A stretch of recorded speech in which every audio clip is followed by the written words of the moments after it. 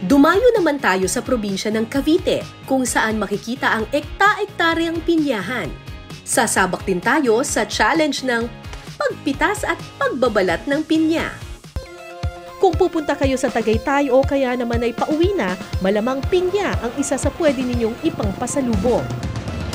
Sigurado kasing madadaanan nyo ang kalyeng ito kung saan hilera ang mga nagtitinda ng pinya. Malapit kasi ang Tagaytay sa Santa Rosa Road sa bayan ng Silang sa Cavite, kung saan matatagpuan ang malalaking pineapple farms. Alam niyo ba mga kapuso na yung Calabarzon area ang ika-4 sa pinakamaraming nagpo-produce ng pinya? Tama po ba Nanay Norma? Si Nanay Norma po, meron siyang 9 hektarya ng pinyahan. May 3 kasing varieties ng pinya na tumutubo dito sa Pilipinas. Meron yung Formosa, yun yung medyo mas maliliit at mas matamis yun, di ba?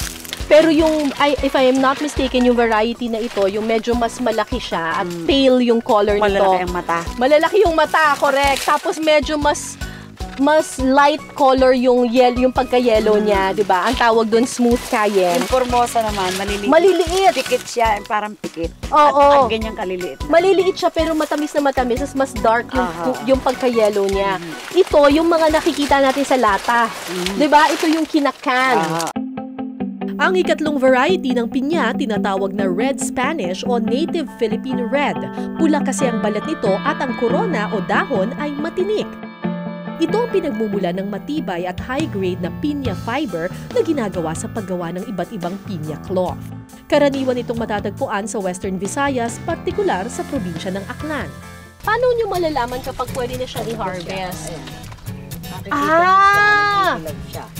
Okay, paano po yan tinatanggal? Yun, ganun lang. Okay. Ay, uy! Mami! Ang dami dito! Ayan, madami nga po dyan. Nagkabayo din. Asan na ba yung paglalagyan natin, Mami? Ayun, binabato lang pala. 3 points!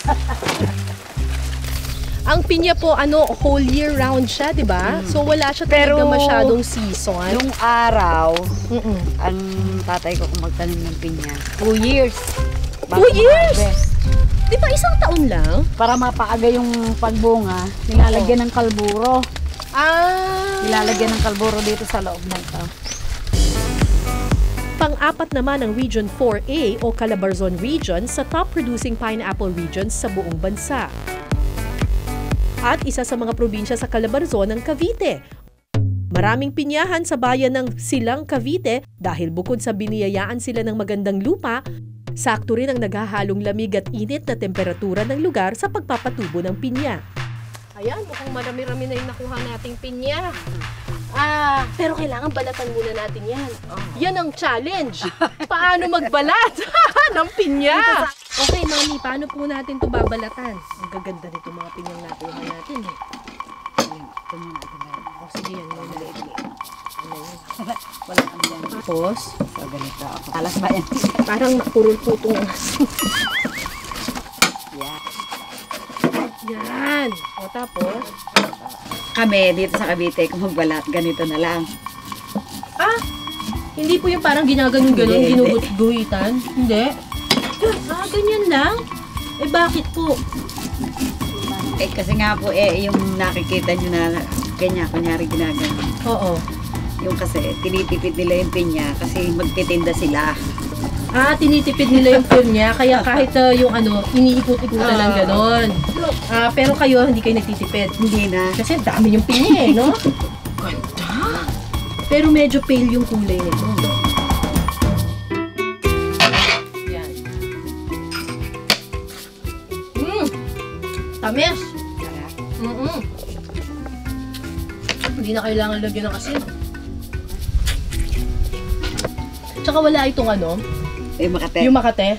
Ang Makate po, kasi yun, pangkaraniwan ni kinukuha nila ng hilaw. Yung hilaw, At saka, parang walang kape. yung hindi sa panahon.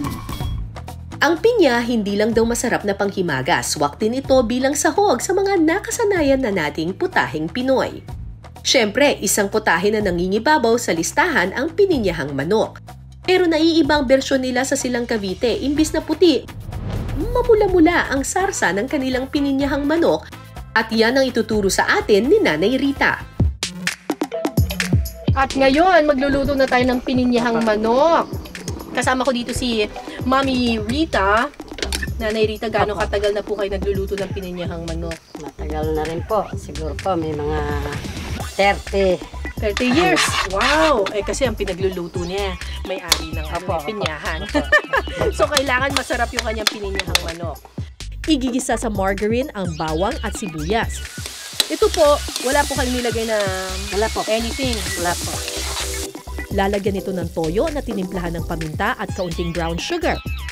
Okay. Di tulad ng karaniwang pininyahang manok, wala itong gata ng niyog. Imbis na gata, nilalagyan nila ito ng banana ketchup at tomato sauce. Pampabuhay daw ng kulay. Tomato sauce? Apritada po ba itong niluluto natin? Kami po kasi kapag nagpipininyahang manok, may gata.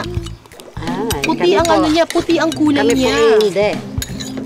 Ano po? Ito Lalagyan ilalagay? na po. Bell pepper? Pareho po. Opo. Pati ito, ano po to? Celery? Celery po. Okay, may isa pa. Soft drinks. Ba't kailangan ng soft drinks? Pampalasa din po. Pampalasa rin. Ilalagay na po lahat Opo. ito? Opo. Sobrang dami po ata nito. Saka tatakluban ng manok. Okay, so kailangan natin takpan to. Pero dahil nasa probinsya tayo at nakalimutan namin ang takip ng kawali, Dahon. dahon na lang. Oh, mas natural, di ba? Para lang umikot yung ano, no? Yung init. Magkaraan ng ilang minuto, kapag naluto na ng husto ang manok at humalo na ang lasa ng pinya, pwede nang tikman ang pininyahang manok, silang Cavite version. Parang sa unang tingin mukha siyang afritada, oh. Pero Ang lasa po. iba kasi dahil may pinya eh. So feeling ko iba ang lasa nito eh. Okay ah. Parang apritadang matamis ah.